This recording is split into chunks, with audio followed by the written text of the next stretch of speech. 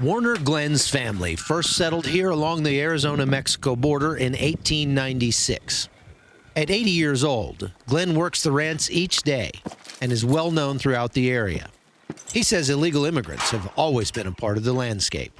And we moved down here in '62, and at that time, there would be 2 or 3 illegals coming through and looking for work, and all the ranchers worked them on and off. They were wonderful for especially hard labor type work and good cowboys if you needed a cowboy. But I tell you, nowadays, the few that are coming through are pretty hardcore, especially the drug guys. And that drug trade results in an overall rise in crime. When they come back, if they go by a residence and nobody's there, they're going to go in and look around. And firearms, top of the list. Any kind of jewelry, top of the list. Cash, top of the list. We don't lock the doors because they'd just break the window anyway. Billy Grossman lives nearby, and illegals have entered his home a number of times. He recently caught a smuggler trying to steal his truck. Well, I brought him back to the house, and my wife called the sheriff.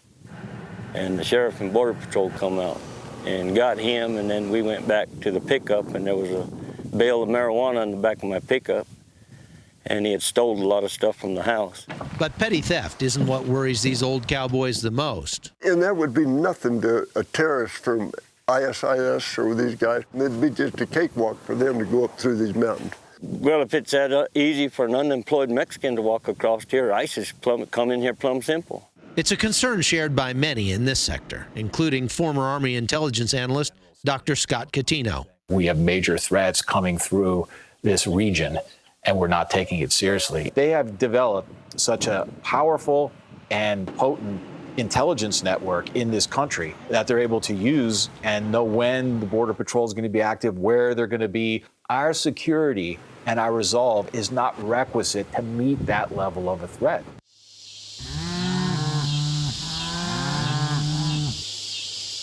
This is one of the loneliest border crossings on the U.S. southern border.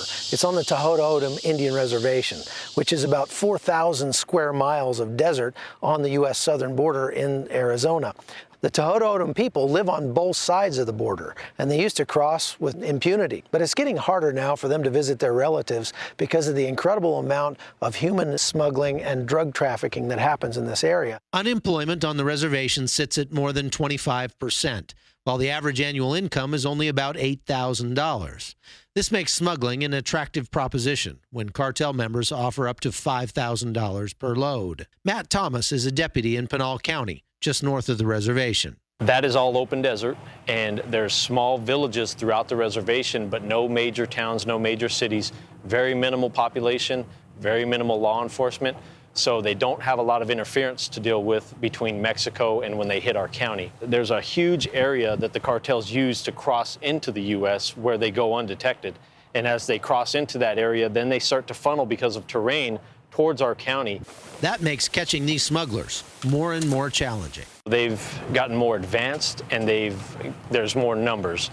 They set up their own networks now, and they pretty much control the terrain from Mexico up in those routes that I'm talking about, and they have good control of them visually, which means that if we go in to try and intercept, whether by air or by land, they know that, and so they can adjust, they can shut down operations, and they can maneuver around us. Those that want to come in this country and harm us, terrorists, have the infrastructure to get through here in Cochise County.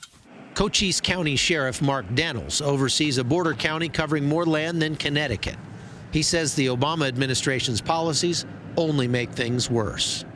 Anytime this administration talks about amnesty or anything that does with the border, we have an influx of people coming across. We sit back all the time and just wonder, why won't they do something to fix this problem? Our policy, one of controlled failure, keeping it at a certain level. Something where the president could say, I doubled the manpower. He doesn't tell you the rules of engagement are so restricted that individuals in the Border Patrol are being persecuted, penalized, and marginalized for doing their job. Each person we spoke with has high hopes for the next commander-in-chief. I'm hoping that the president just takes a hardline stance and says, look, we are going to stop this massive migration of people through the southwest border. We're going to start enforcing the laws we have on the books. A wall's not going to keep anybody out. I mean, they'll climb over it. You still got to, if you build a wall, you still got to watch it. I'm praying that America, that God would allow America, that we would have a leader that would love God and surround himself with godly advisors, because God is the only one that can save America. On the U.S.-Mexico border, I'm Chuck Holton for CBN News.